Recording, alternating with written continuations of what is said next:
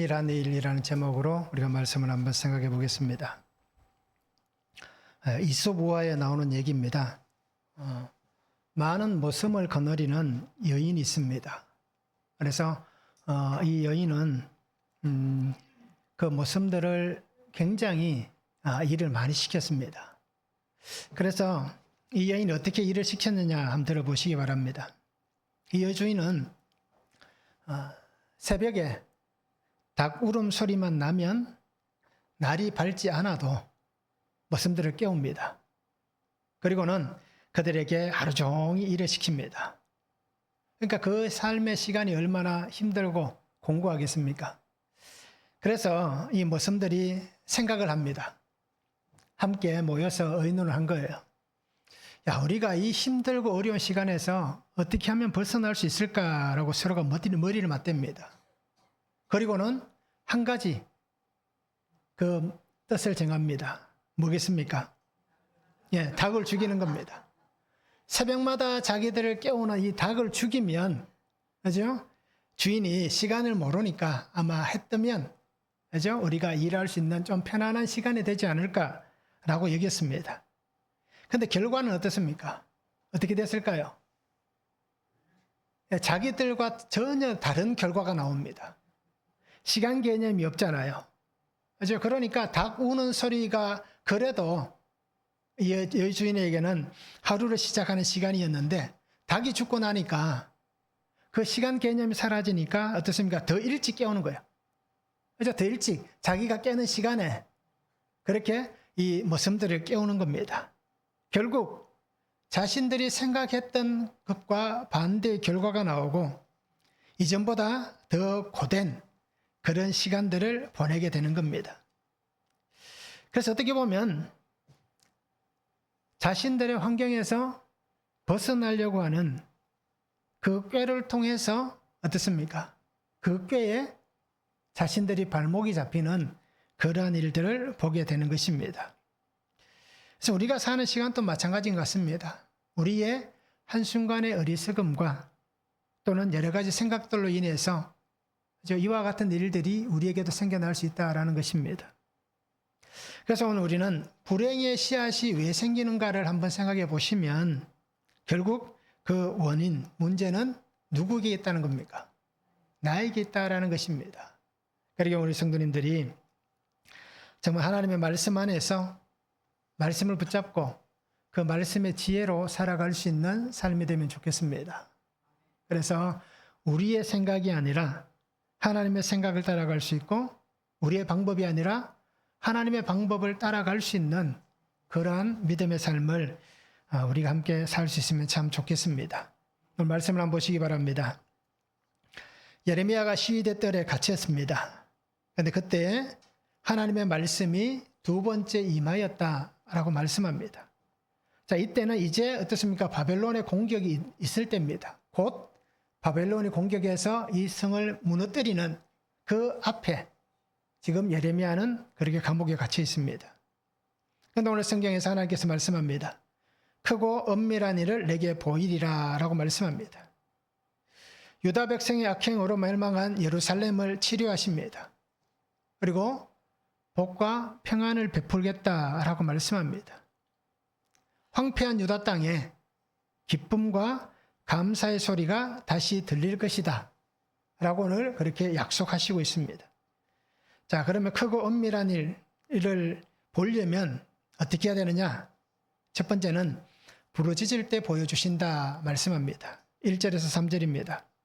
예레미야가 아직 시위대 뜰에 갇혀 있을 때에 여호와의 말씀이 그에게 두 번째로 임하니라. 이르시되 이를 행하시는 여호와 그것을 만들며 성취하시는 여호와 그의 이름을 여호와라니가 이와 같이 이르시도다. 너는 내게 부르짖으라. 내가 내게 응답하겠고 내가 알지 못하는 크고 엄밀한 일을 내게 보이리라 말씀하시고 있습니다. 자, 예레미야는 시위대 뜰에 갇혔다라고 얘기합니다. 하나님께서 그를 보내셔서 바벨론에 의해서 이 나라가 멸망할 것이다. 그런데 그것은 하나님의 뜻이다. 그래서 하나님께서 그 사로잡힘을 잘 이기고 가면, 사로잡혀 있으면 때가 되면 돌아오게 하겠다 라고 하시는 약속의 말씀을 주셨습니다. 그래서 예레미야는 하나님께서 보내신 대로 그 말씀을 전합니다. 그런데 그 결과는 무엇입니까? 시위대 뜰에 갇혔다라는 겁니다. 감옥에 갇혀 있다라고 말씀합니다. 하나님께서 주시는 말씀을 전했음에도 변하지 않습니다. 오히려 갇히는 상황에 놓이게 되었습니다. 자, 하나님의 말씀은 무엇입니까? 예레미야가 생각할 때는 정말 어떻게 보면 그죠? 부당한 일일 수 있잖아요. 내가 하나님을 위해서 그렇게 사는데 왜 하나님은 나를 이렇게 또 감옥에 갇히게 하는가? 매를 맞게 하고 이제 마지막에는 어떻게 됩니까? 우물에 또 갇혔잖아요. 여러 가지 핍박을 받는 그 상황이 생기게 합니다. 변하지 않습니다. 달라지지 않았습니다. 그런 거에게 오늘 하나님께서 말씀합니다. 두 번째로 임하셨다라고 말씀합니다. 2절 3절에 얘기합니다. 일을 행하시는 여호와, 그것을 만들며 성취하시는 여호와, 그의 이름을 여호와라니가 이와 같이 이르시도다. 너는 내게 부르짖으라. 내가 내게 응답하겠고 내가 알지 못하는 크고 엄밀한 일을 내게 보이리라. 예레미야에게 주신 말씀입니다. 그리고 이 말씀은 예레미야에게만 준 것이 아니라 하나님의 백성들에게 준 말씀이고 지금 오늘 현재를 살아가고 있는 우리에게도 똑같이 주시는 말씀입니다. 그래서 하나님은 어떻습니까? 우리는 사람들은 어떻게 합니까? 일이 생기면 해결책을 찾기 위해서 분주하잖아요. 어떻게든 이 문제를 풀기 위해서 우리는 신음하고 고통하면서도 어떻게 하면 이 문제가 풀려질까? 이 사건이 해결될까? 우리에게 불어닥친 이 광풍이 어떻게 하면 잠잠해질까? 라고 하는 그러한 해결책을 찾기 위해서 분주합니다. 그런데 오늘 성경에서 하나님은 예레미야에게도 그렇고 유다 백성들에게도 오늘 현재를 살아가고 있는 우리에게도 뭐라고 말씀합니까? 다른 곳에서 찾지 말라고 얘기합니다. 나에게 부르짖으라 라고 말씀합니다. 다른 데 가서 그 일을 해결받으려고 찾지 말고 나에게 부르짖어서 내가 너에게 응답하는 그 일을 통하여서 내가 이 문제 속에 해결받는 하나님께서 길을 여시는 그 은혜 가운데 거하라 라고 말씀하고 있습니다. 예레미야에게도 광풍 같은 사건이잖아요. 갇혀있는 환경입니다. 이 환경을 해결할 수 있는 분은 주님밖에 없다라고 말씀하고 있습니다. 제자들이 예수님과 함께 배를 타고 갈릴리 바다를 건너갑니다. 그때 그 배에 어떤 일이 벌어집니까? 오래지 않아서 그 갈릴리 바다에 광풍이 불어닥치는 거예요. 왜냐하면 낮은 지역이니까 그 바람이 늘 돌풍이 불어오는 곳입니다. 그래서 제자들은 어떻게 합니까? 그 상황에서 어떻게든 이 돌풍을 피하기 위해서, 왜냐하면 어부들이었으니까 그죠? 그 바다에서 잔뼈가 굵은 사람들이다 보니까 어떻게든 이 문제를 풀기 위해서 그렇게 노력을 합니다. 그런데 광풍이 어떻게 됩니까? 잠잠해지지 않잖아요. 그래서 제자들은 그때서야 자기들과 함께 배에 있는 예수님을 보는 거예요. 그런데 예수님은 어떻게 하고 계셨습니까? 배에서 주무시고 계셨다라고 얘기합니다. 자, 그때 제자들이 하는 얘기가 뭡니까? 주여, 우리가 죽게 된 것을 돌아보지 않습니까? 라고 얘기하고 있습니다. 그런데 우리가 한 가지 놀라운 사실은 뭡니까? 예수님은 이미 그 배에 함께 하고 계셨다는 겁니다. 그 배를 타시기 전부터 함께 하셨고, 그 배가 출발하고 그 갈릴리 바다를 건너갈 때도 함께 하셨고, 그 돌풍이 있는 순간에도 예수님은 여전히 그곳에 있었습니다. 예수님이 주무셨다라고 성경은 말씀하고 있지만 정말 예수님께서 피곤해서 주무셨는가라는 겁니다. 제자들의 그 모습이 예수님을 주무시게 만들지 않았는가라는 겁니다. 오늘 우리가 살아가는 삶에도 분명히 이렇습니다. 일을 행하시고 성취하시고 만들어 가시는 하나님, 그 하나님께서 우리에게 분명히 말씀합니다. 너는 내게 부르짖으라. 내가 내게 응답하겠고 내가 알지 못하는 크고 은밀한 일을 보여주겠다 말씀하십니다. 그 주님이 지금 나와 함께하고 있는데 나의 신앙과 삶이 예수님을 주무시게 만들고 있지는 않는지, 아니면 내가 잠들어 있지는 않는지 우리 스스로가 나를 볼 수 있는 그런 시간이 되기를 바랍니다. 우리는 늘 그렇게 고백합니다. 신앙으로 살아오면서 말씀밖에 없다. 예수님밖에 없다. 이 환경을 해결하실 수 있는 분은 주님밖에 없다. 라고 늘 그렇게 고백하며 기도해 왔습니다. 그런데 어떻습니까? 사건이 생기면 가장 먼저 어떤 마음이 듭니까? 왜 하나님 나에게 이런 일을 주십니까? 라고 할 겁니다. 하나님께서 왜 또 나에게 이런 시련을 주시는가? 그 문제 앞에 나아가면서 그 문제의 원인, 그것을 우리는 내게 돌리는 게 아니라, 그죠? 하나님께서 왜 나를 또 이렇게 힘들게 하시는가라고 외치는 거예요. 정작 그 사건을 당하고 있는 당사자가 얼마나 힘들고 어렵게 살아왔는지, 살아가고 있는지, 그것에는 관심이 없고 오직 그냥 그런 일이 없기만을 바라고, 또 그 속에서 그냥 그 일이 해결되기만을 바라고 있는 너무나도 이기적인 그 삶을 우리는 살아가고 있는 것 같습니다. 그런 삶을 우리 성도님들도 살고 있지만 저도 그런 삶을 살고 있다라는 것을 다시 한번 또 보게 되었습니다. 광풍이 불어옵니다. 사건이 생겼습니다. 그런데 그 속에서 여전히 하나님의 말씀보다는 이제 어떻게 할까? 어떻게 하면 해결할 수 있을까?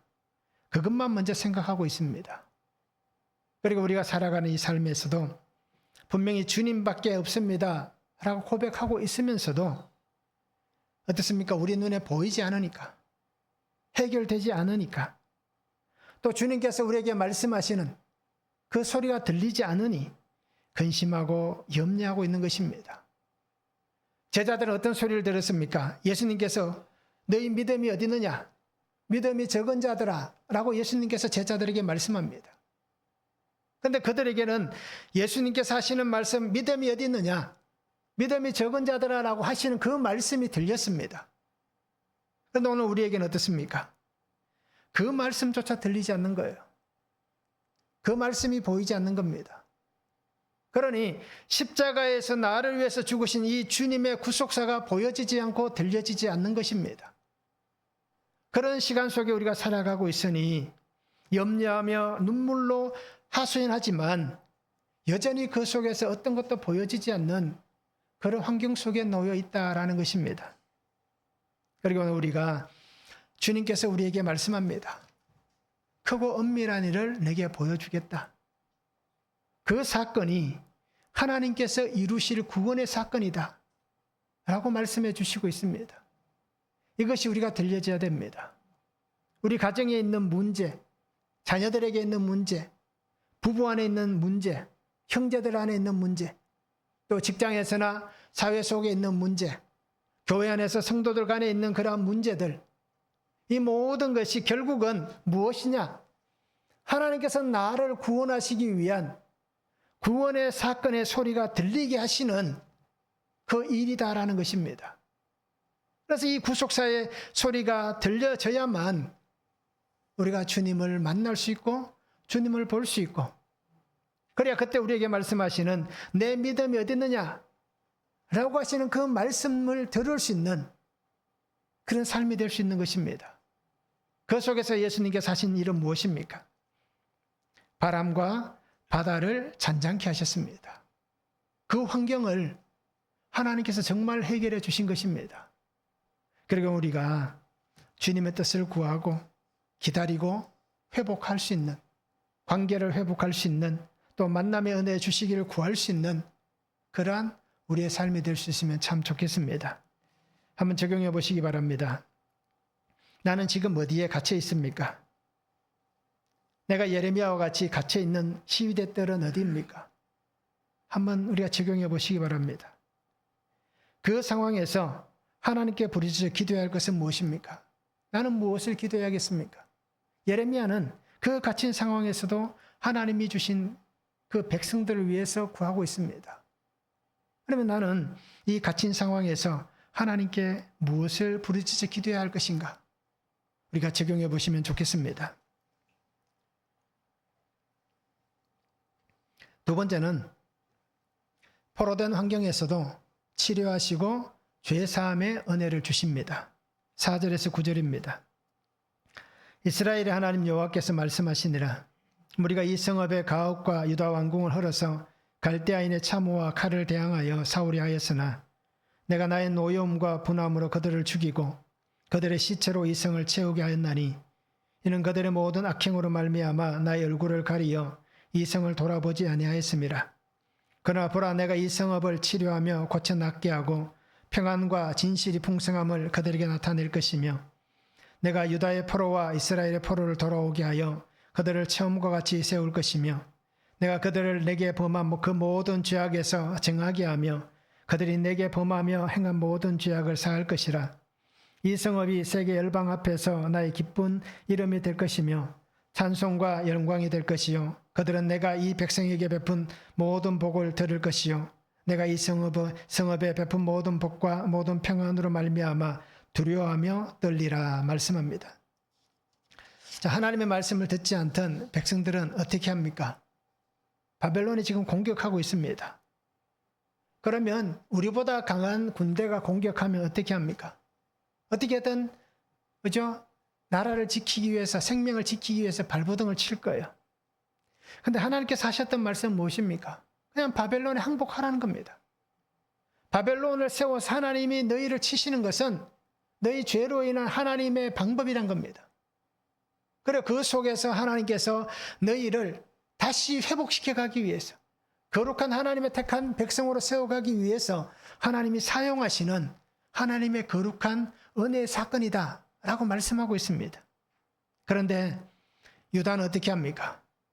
공격을 피하고 시간을 연장시키기 위해서 가진 방법을 다 사용합니다. 그것이 오늘 4절과 5절에 나옵니다. 이스라엘 하나님 여호와께서 말씀하시니라. 우리가 이 성읍의 가옥과 유다 왕궁을 헐어서 갈대아인의 참호와 칼을 대항하여 사울이 하였으나 라고 얘기합니다. 어떻게든 진지를 만들고 이제 군사들을 매복시키고 어떻게든 조금이라도 더 대항하여서 그들을 막기 위해서 성읍을 어떻게든 그렇게 지켜내기 위해서 가진 노력을 다 쓰고 있다라고 얘기하고 있습니다. 참호와 칼을 대항했다라고 얘기합니다. 사울이 했다라고 얘기하고 있습니다. 그런데 하나님은 인간의 계획과 인간의 생각은 하나님 앞에서 무용지물이 되게 하셨습니다. 수없이 많은 계획을 세웠지만 그 모든 것이 오히려 어떻습니까? 하나님의 진노 가운데에 무너지는 일이 된 것입니다. 그래서 무너짐이 더 큰, 그죠? 하나님께서 말씀하시는 것보다 더 큰 타격과 더 큰 아픔이 있는 그러한 시간을 맞이하게 되는 것입니다. 하나님은 분명히 말씀하셨습니다. 그들을 향해서 6절에서 8절까지 말씀하잖아요. 치료해 주겠다. 고쳐 낫게 하겠다. 포로를 돌아오게 하여 그들을 처음과 같이 세울 것이다. 내게 범한 그 모든 죄악에서 정하게 한다. 내게 범하여 행한 모든 죄악을 사해 줄 것이다. 너희가 그렇게 살면서 지은 모든 죄악들을 내가 다 용서해 주겠다. 처음과 같이라는 표현은 어떤 표현입니까? 하나님께서 그 백성을 택하셔서 그 약속의 땅으로 들여셨던, 아니면 그보다 먼저 더 나아가면 아브라함에게 약속하셨던 그 은혜의 시간, 그 처음과 같이 내가 너희에게 행하여 줄 것이다 라고 말씀을 하고 있는 것입니다. 이것이 하나님의 마음, 하나님의 사랑, 하나님의 긍휼입니다. 그리고 오늘 우리는 하나님께서 나를 치료하시고 회복하시고 이 죄악에서 정하게 하시는 그 은혜를 붙잡으시기 바랍니다. 그 말씀을 붙잡아야 됩니다. 그래야 내가 살고, 가정이 살고, 교회가 살고, 이 나라가 살 수가 있는 것입니다. 오늘 우리에게 하나님께서 하신 이 말씀은 예레미야 시대에는 그 유다 백성들을 향하여 하신 하나님의 구속의 말씀입니다. 그죠? 내가 너희를 사하여 주겠다. 정하게 하겠다. 하나님께서 너희를 구속하시겠다 말씀하시고 있습니다. 그럼 오늘 우리에게는 어떻습니까? 이것이 예수 그리스도의 그 은혜 안에서 하나님의 약속하셨던 예수 그리스도를 보내셔서 예수님이 오늘 우리에게 구속사가 되게 하셨고 예수님께서 오늘 우리에게 십자가가 되게 하신 것입니다. 그래서 오늘 우리는 그 구속과 그 십자가 안에서 이 사랑과 은혜를 입게 된 것입니다.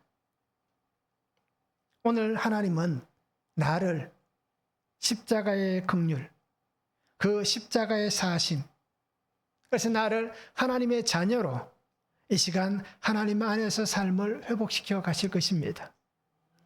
그 속에 우리가 하나님 주신 참된 은혜를 보시길 바랍니다.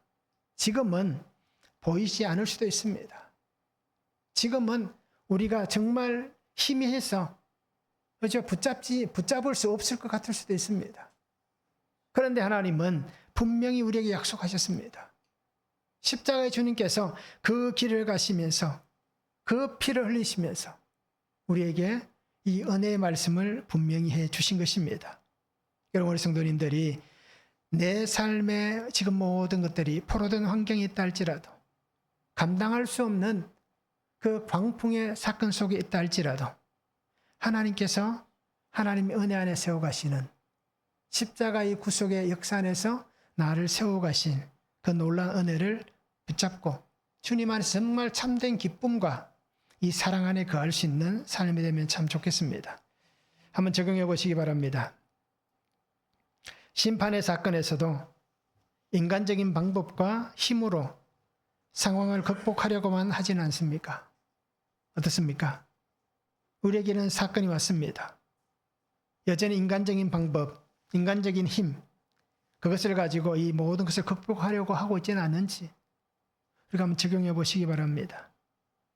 포로된 환경에서 주님이 나를 치료하시고 죄사함의 은혜를 누리게 하신 일은 무엇입니까? 내게 어떤 은혜를 주셨습니까? 어떤 죄사함의 은혜를 누리게 하셨습니까? 우리가 한번 적용해 보시면 참 좋겠습니다.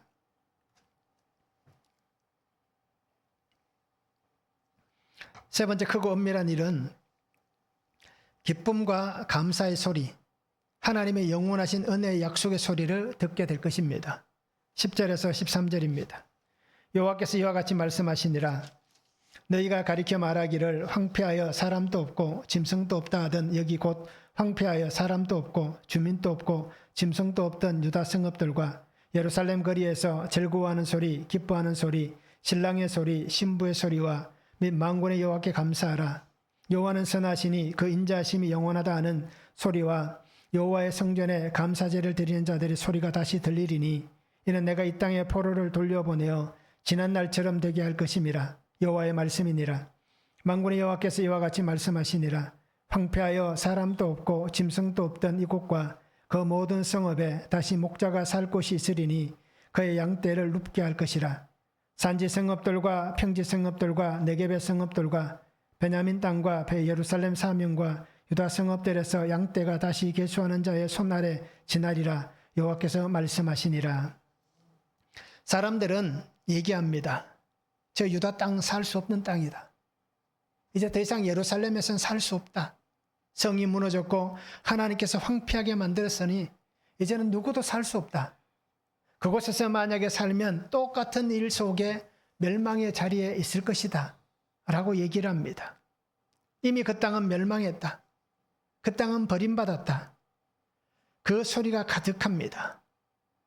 그런데 오늘 성경에서 하나님 뭐라고 얘기합니까?